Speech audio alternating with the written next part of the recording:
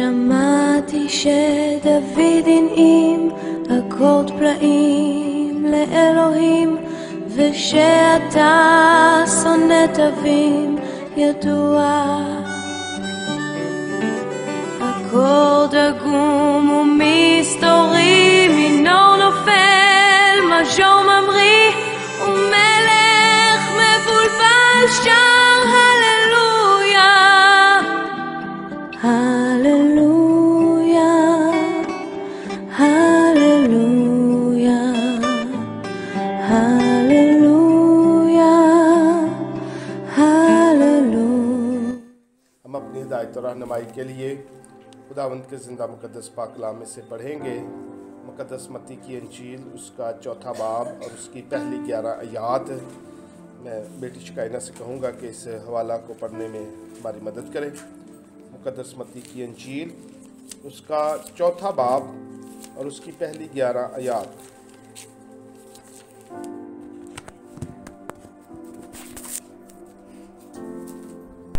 خداوند کے پاک کلام میں سے پڑھیں گے متی کی انجیل، اس کا 4 باب اور پہلی 11 آیات۔ خداوند کے پاک کلام میں کچھ یوں مرقوم ہے: اس وقت روح یسوع کو جنگل میں لے گیا تاکہ ابلیس سے آزمایا جائے، اور 40 دن اور 40 رات فاقے کر کے آخر کو اسے بھوک لگی، اور آزمانے والے نے پاس آ کر اس سے کہا، اگر تو خدا کا بیٹا ہے تو فرما کہ یہ پتھر روٹیاں بن جائیں۔ اس نے جواب میں کہا، لکھا ہے کہ آدمی صرف روٹی ہی سے جیتا نہ رہے گا بلکہ ہر بات سے جو خدا کے منہ سے نکلتی ہے۔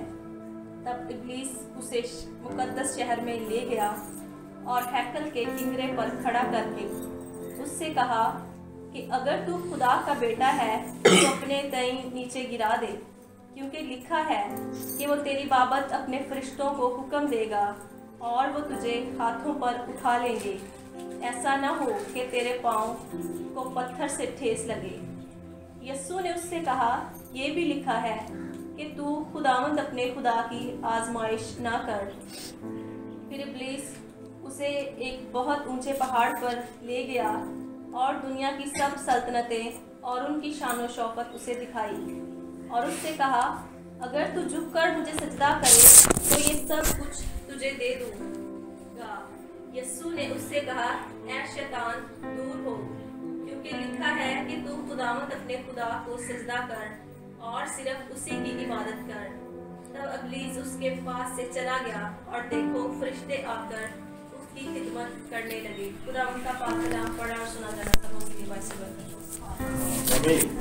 مسیح میں میرے عزیزو، آج روزوں کے حوالے سے روزوں کا 4تھا اتوار ہے،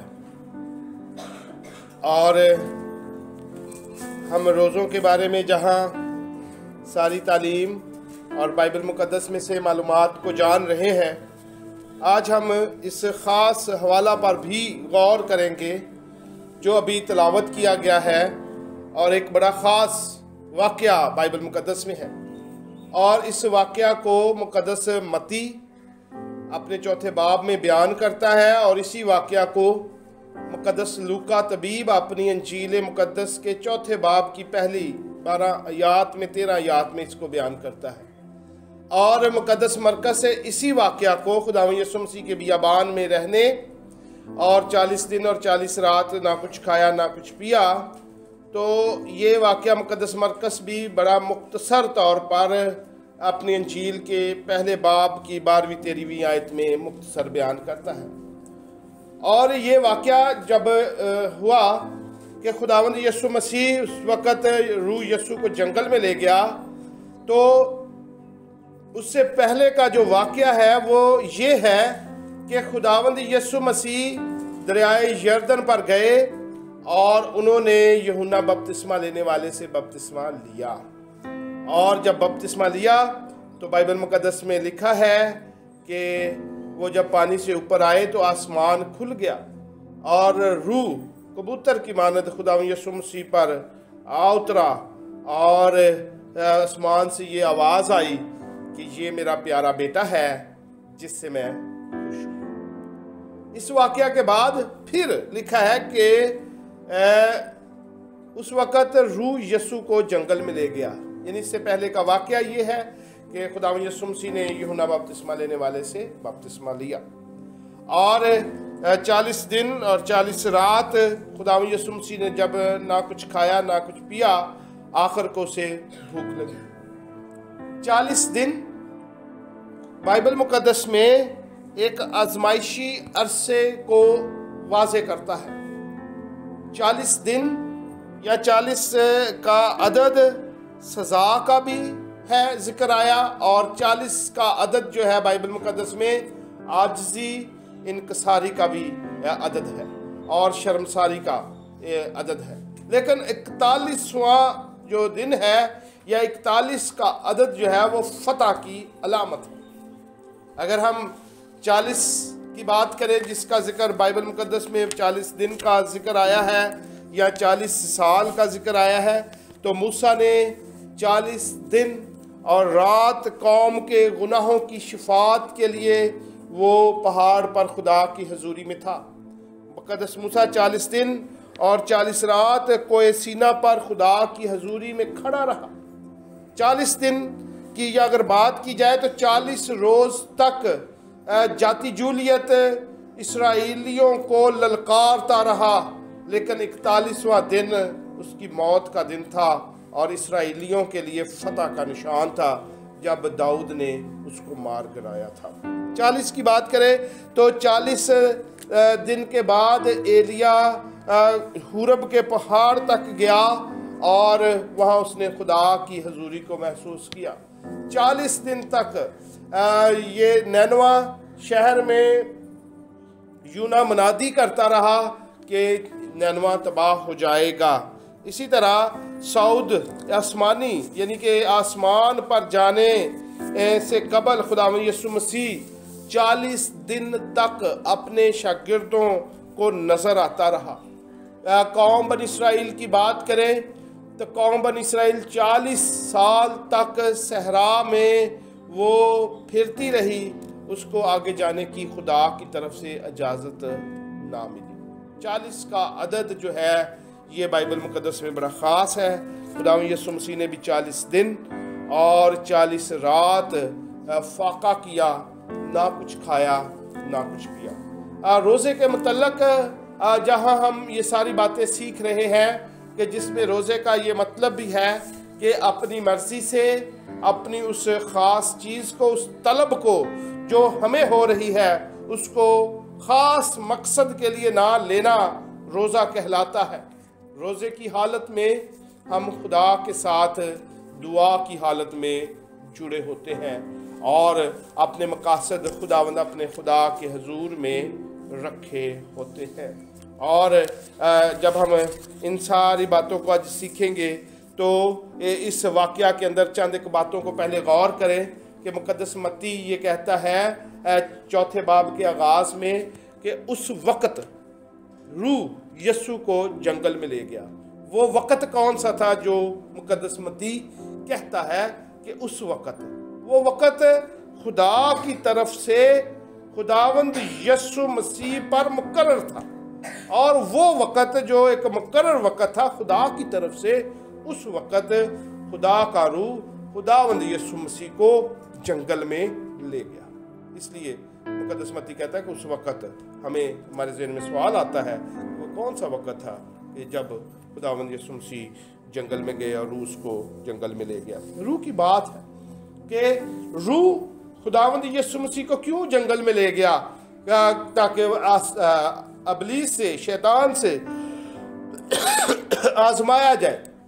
یاد رہے کہ خداوند یسوع مسیح کی پیدائش بھی روح القدس کی معموری سے ہوئی، اور فرشتے نے مقدسہ مریم سے کہا کہ تو روح القدس کی قدرت سے حاملہ ہوگی. یعنی خداوند یسوع مسیح اس زمین پر آنے سے قبل ہی روح القدس کے تابع تھے. خداوند یسوع مسیح کی پیدائش بھی روح القدس کے تابع ہوئی. اس لیے روح جو ہے، روح القدس جو ہے، اسے بیابان میں جنگل میں لے گیا. اگر اس سے پہلے بات کریں کہ خداوند یسوع مسیح نے جب بپتسمہ لیا تو وہاں بھی روح القدس ہی خداوند یسوع مسیح پر کبوتر کی مانند ظاہر ہوا. لوکا اپنے دوسرے باب کی آخری آیات میں کہتا ہے کہ خداوند یسوع مسیح روح القدس سے معمور ہوتے ہوئے حکمت اور قد و قامت میں آگے بڑھتے چلے گئے، اور اسی لیے لکھا ہے کہ روح یسوع کو جنگل میں لے گیا۔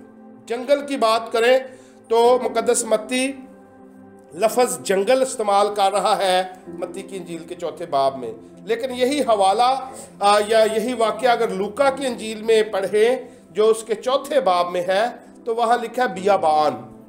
اب بیابان الگ جگہ ہوتی ہے اور جنگل الگ ہے۔ یہ بھی سوال ذہن میں آ سکتا ہے کہ بیابان تو ایک الگ جگہ ہے، خداوند یسوع مسیح کہاں گئے، جنگل میں گئے یا بیابان میں گئے؟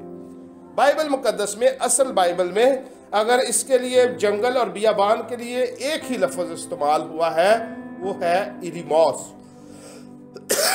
ایریموس کا مطلب ہے پر خطر جگہ۔ ایریموس کا مطلب ہے ابلیسی قوتوں کی اماجگاہ۔ ایریموس کا مطلب ہے میدان جنگ، وہ ایک میدان جنگ ہی تھا اور ایریموس لفظ استعمال ہوا ہے، لیکن ترجمہ کرتے وقت مقدس لوکا کی انجیل میں بیابان لکھا ہے اور مقدس متی نے اس کو جنگل کا ترجمہ اس کا جنگل ہوا ہے۔ تو اس کے بارے میں کوئی بھی مغالطہ ذہن میں نہیں آنا چاہیے کہ یہ ڈفرنس یہ بائبل مقدس میں کیوں ہے، یہ ایک ہی چیز کا نام ہے۔ مسیح میں میرے عزیز ہو، اگر ہم اس جنگل کی بات کریں یا اس بیابان کی بات کریں تو طبعی خد و خال کے مطابق یہ یرہو کے مغرب میں واقع ہے اور دریائے یردن کے مشرق میں یہ واقع ہے۔ اس طرح سے ہم کہہ سکتے ہیں کہ جب خداوند یسوع مسیح نے یردن پر بپتسمہ لیا اور یہ جنگل یا بیابان اس کے بالکل قریب ہی تھا جہاں خداوند یسوع مسیح روح کی ہدایت کو پاتے ہوئے اس جنگل میں چلے گئے۔ اور ابلیس کے بارے میں بات کریں جس کے لیے لفظ ابلیس بھی یہاں ذکر آیا ہے اور اس کے لیے لفظ شیطان بھی مقدس متی نے اسی حوالہ میں استعمال کیا ہے۔ ابلیس کے لیے اگر اس کے معنی میں جائیں تو ابلیس لفظ ابلس سے ہے اور ابلس کا مطلب ہے دھوکہ دینا۔ ابلس جو ابلیس کا ماخذ ہے یا ابلس سے ہی ابلیس لفظ نکلا ہے، اس کا مطلب ہے فریب دینا۔ ابلیس کا مطلب ہے کہ وہ دھوکے باز جو خدا کی رحمتوں سے نا امید کر دیتا ہے، وہ دھوکے باز جو انسان کو خدا کی رحمتوں سے نا امید کرتا ہے وہ ابلیس ہے، اور وہ انسان کے اندر مغالطہ لے کر آتا ہے اس کے ذہن میں تاکہ انسان خدا سے جدا ہو جائے۔ شیطان کے لیے جو لفظ ہے اس کا ماخذ عبرانی زبان سے شیط سے نکلا ہے۔ شیط شیط کا مطلب اگر دیکھا جائے تو وہ بھی ہے جلا ڈالنا۔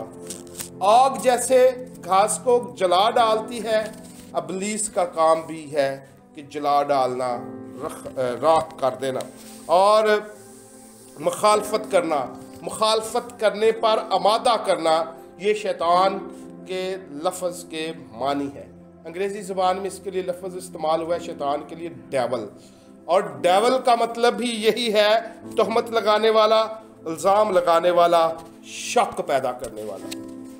شک، شیطان کی یہ ساری صفتیں اس کے اندر پائی جاتی ہیں، وہ انسان کے اندر شک ڈالتا ہے، اس کو الزام دیتا ہے اور اس کے اوپر تہمت لگاتا ہے۔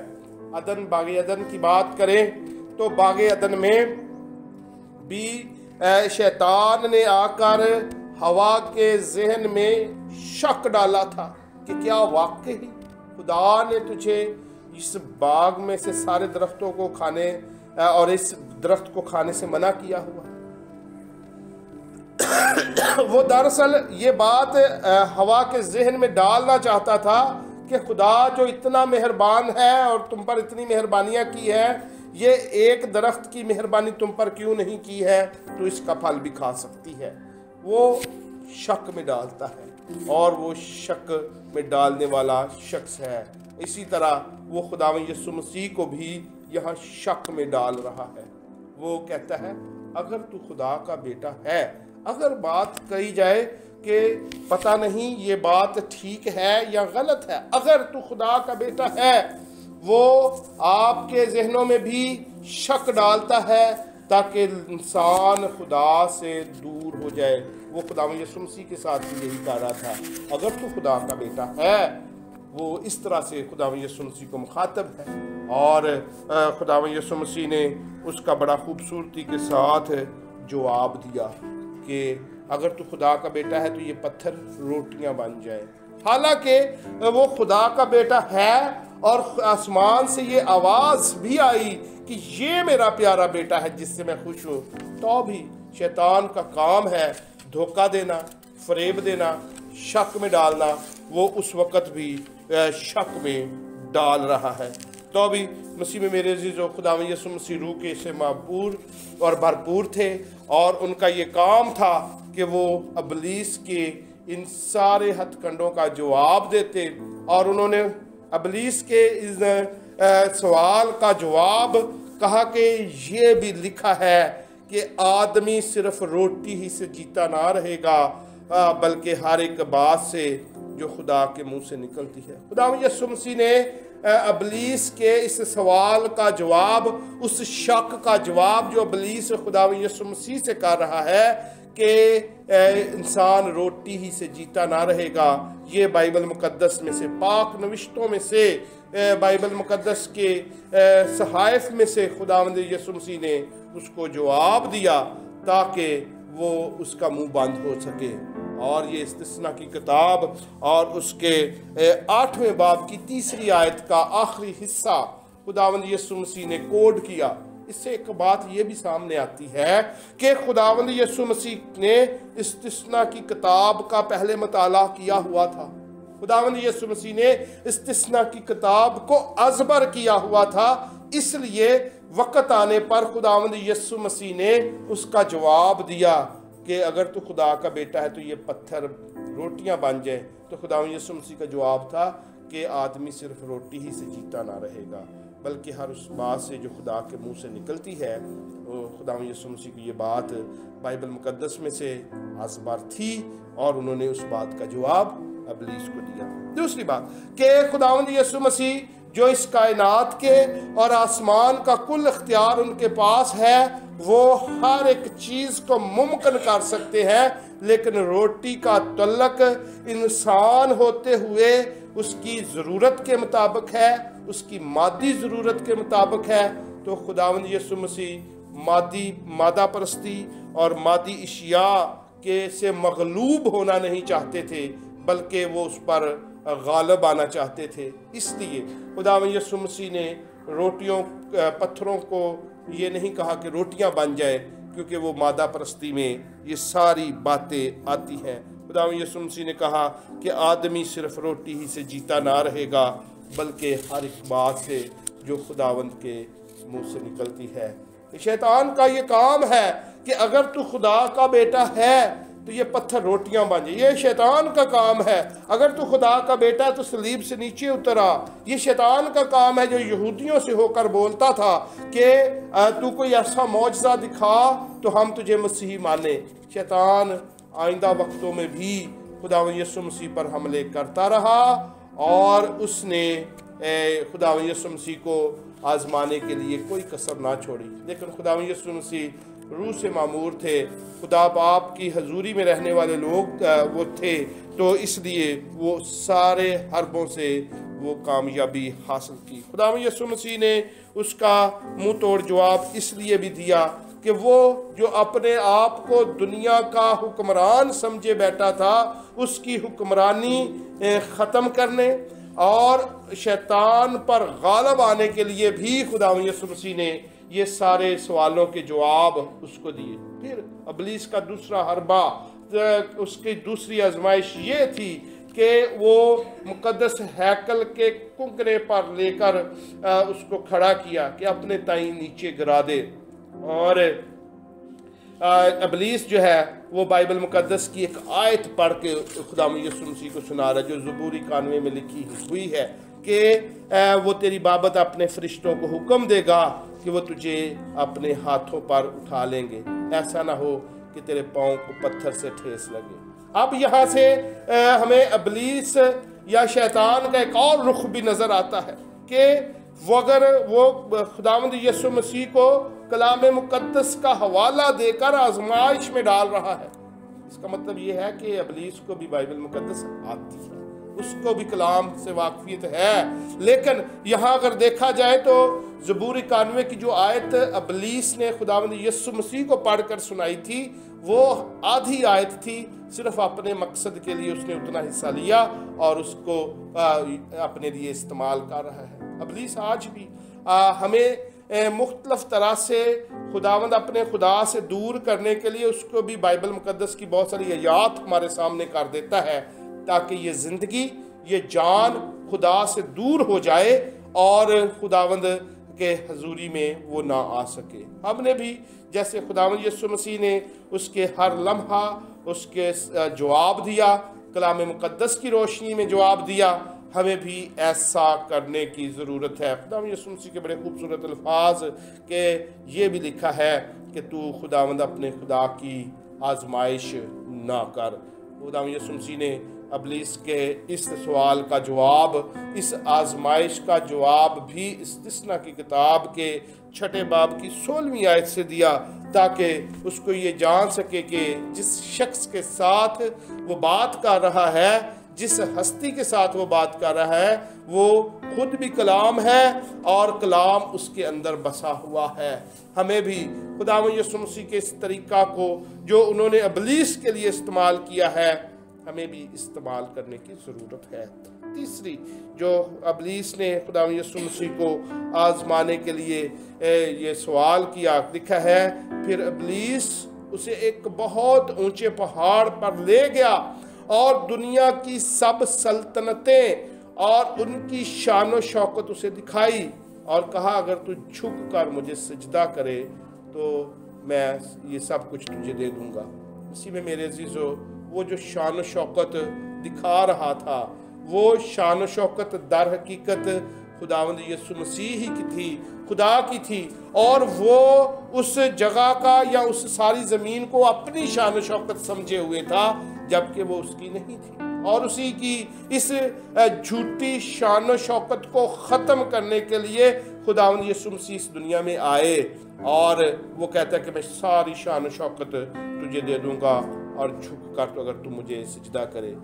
بائبل مقدس کے مفسرین اس بات کے لیے کہتے ہیں کہ وہ اسی جنگل میں جہاں اونچے اونچے ٹیلے اور کھائیاں بھی تھی، سب سے اونچے ٹیلے پر لے کر خداوند یسوع مسیح کو گیا، اور وہاں جا کر اس نے جہاں ساری زمین یا بہت ساری زمین کا حصہ نظر آتا تھا، خداوند یسوع مسیح کو وہ دکھا کر کہنے لگا، لیکن خداوند یسوع مسیح نے کہا اے شیطان دور ہو، کیونکہ لکھا ہے جو کلام مقدس میں سے خداوند یسوع مسیح نے وہ آیت کو کوڈ کیا جو استثنا کی کتاب میں لکھی ہوئی ہے کہ تو خداوند اپنے خدا کو سجدہ کر اور صرف اسی کی عبادت کر۔ ہمیں بھی خداوند اپنے خدا کی عبادت کرنی ہے اور ابلیس کی ہر ممکن کوشش کو ناکام کرنا ہے، تاکہ ابلیس ہماری زندگیوں میں غالب نہ آ سکے اور ہم ابلیس کے ہر ممکن سوال کا جواب بائبل مقدس میں سے دے سکیں۔ اور یہ اسی وقت ممکن ہو سکتا ہے جب ہم بائبل مقدس کو روزانہ کی بنیاد پر گھروں میں پڑھتے ہیں، جب ہم بائبل مقدس کو روزانہ کی بنیاد پر یاد کرتے ہیں، اپنے دلوں میں اس کو بٹھا لیتے ہیں، تاکہ جب بھی ابلیس ہم پر آزمائش کرے، حملہ آور ہو، تو وہ ہم اس کا جواب آسانی کے ساتھ دے سکیں اور بائبل مقدس کی سچائیاں ہمارے اندر موجود ہوں۔ جب ہم ایسا کریں گے تو جیسے یہاں لکھا ہے تب ابلیس اس کے پاس سے چلا گیا اور دیکھو فرشتے آ کر اس کی خدمت کرنے لگے۔ اسی طرح سے اگر ہم ابلیس کے ان تمام باتوں کا جواب بائبل مقدس کی روح کے مطابق دیتے ہیں تو فرشتے بھی آ کر ہماری خدمت کریں گے، آسمان پر خوشی ہوگی اور شادیانے بج رہے ہوں گے کہ یہ میرا بیٹا ہے جس سے میں خوش ہوں. جیسے آسمان سے آواز آئی کہ یہ میرا پیارا بیٹا ہے جس سے میں خوش ہوں. ہم بھی خدا کے کلام کو اپنے دلوں میں رکھیں اور خدا کی باتوں کے مطابق اپنی زندگی کو گزاریں تاکہ ابلیس کے کسی بھی ہتھ کنڈے میں نہ آ سکیں بلکہ اس پر غالب آ سکیں. روزوں کے ان ایام میں خداوند ہمیں ایسا کرنے کی توفیق عطا فرمائے. آمین. אני עכשיו לא שיר צליין קדוש מואר, רק שיר שבור וקשה